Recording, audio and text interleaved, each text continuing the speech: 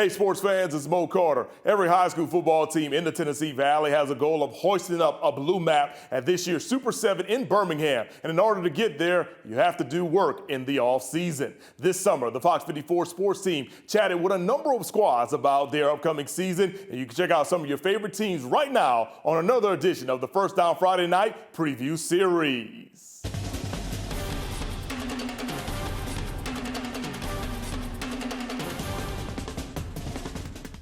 Great experience for our football team. I'm Coach Jeff Mason. To my left here is John Romine. He's a senior, defensive end and offensive lineman. Got Keegan Mason to my right here immediately. He's a D lineman and O lineman. And we got Caden Naylor, plays tight end and linebacker.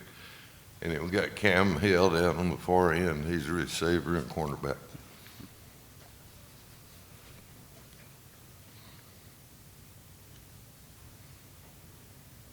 Yes, sir. Coach, you're playing a tough region in 3A. It's a very competitive region and make the playoffs every year. How does that keep y'all consistent year after year? You have a tough region and have to win 6, 7, 8 games to get to the playoffs every year.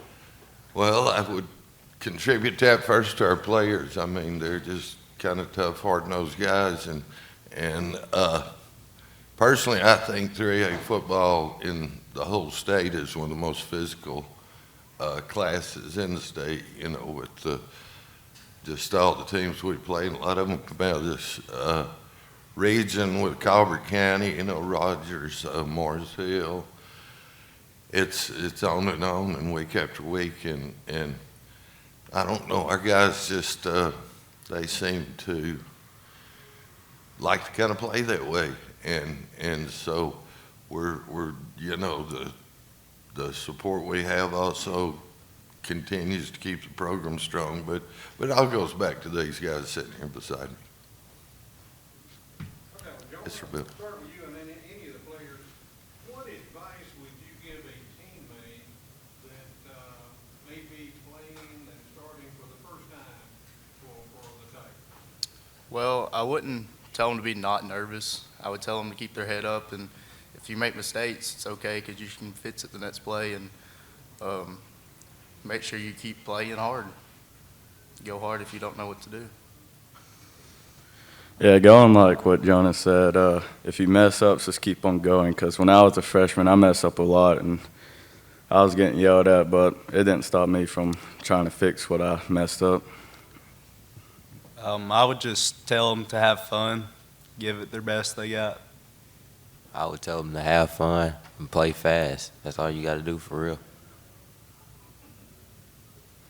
Guys, Lauderdale County, historically and traditionally, is known for being tough. That's what you got. I mean, it's been like that for years and years and years. So just to have fun with it, what's the attitude or what's the personality like inside the locker room when there's no coaches in there? Quick, yeah.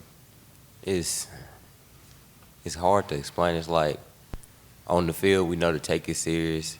Game day, we ready, but we like to joke around a lot in the locker room and have a good time. But when it's time to go, we lock in and get straight. We always have fun in the locker room, a lot of team bonding, do stuff out of the locker room too, like going to the river and stuff. Yeah, we like to have fun in the locker room, but when it comes time to getting serious, we all like to sit down and get ready for the games or joke around before the game sometimes, way before the game even starts. We like to have team bonding. Yeah, we have fun in the locker room, but when it's game day, you know, once you put them pads on, it's time to go, and we're going to be there to play. And I think to the toughness question, these guys have had so many people before them to model that kind of football. And even before I played, which was the early 80s, I had guys in the 70s that we watched. And that's just kind of been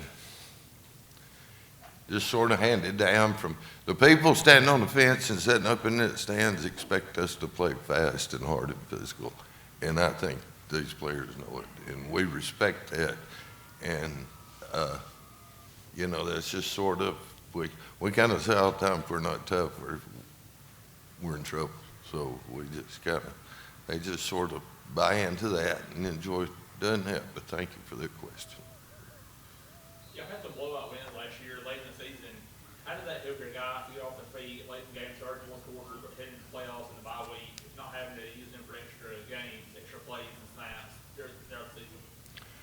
Well, I thought that we had a lot of injuries early, and we lineup changes and shake-ups, which is, a lot of people go through that, you know, where it's not an excuse, but toward the end, we kind of, the lineup kind of stayed a little more stable and stuff, and I thought we got a little better, or I know we did, but I saw the improvement, and that led to some wins that, yeah, we did get some guys off and got some more experience for other guys, and we're very fortunate to get to do that. Went over and lost to Piedmont in the second round. I think they were undefeated and went to the semis maybe, but had a chance to win that game, and part of that was probably because of that.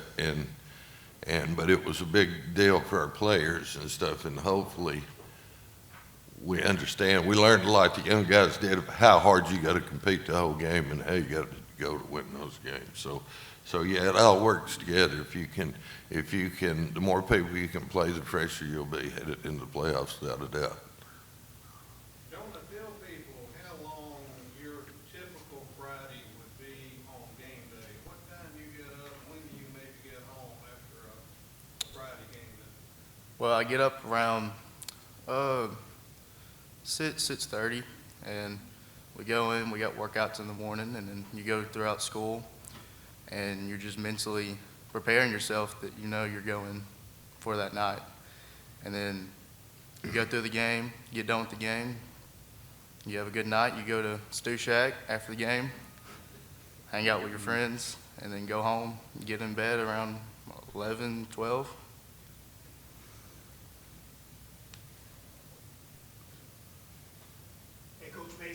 Yes, sir. Hey. I want to ask you, for those that may not know or new or familiar to our area, what makes Friday night so special at Lauderdale County High School?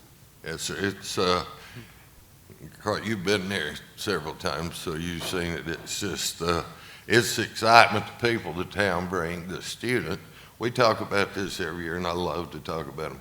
We've got a great cheerleader, great cheerleader sponsor, band director, and band, and they support us. The people come out, and they call them the Scream Team. It's a group of students that pretty much occupy one section of the bleachers, and they set the tone up there, and they get it going, and it gets everybody else going. And then if we do our part, which we talk about that all the time, it's not their place to get us fired up, it's our place to get them fired up. So, but they do a great job, Carl, they do. And it builds through the week too, you know, going around the small town and everywhere you walk in, wanting to know about the football game, wanting to know about what we think this week, wanting to know this or that. So it just sort of builds through the week, you know, when you open that door after you've been out warming up and everything, come back in, final talk and stuff before we go out to play.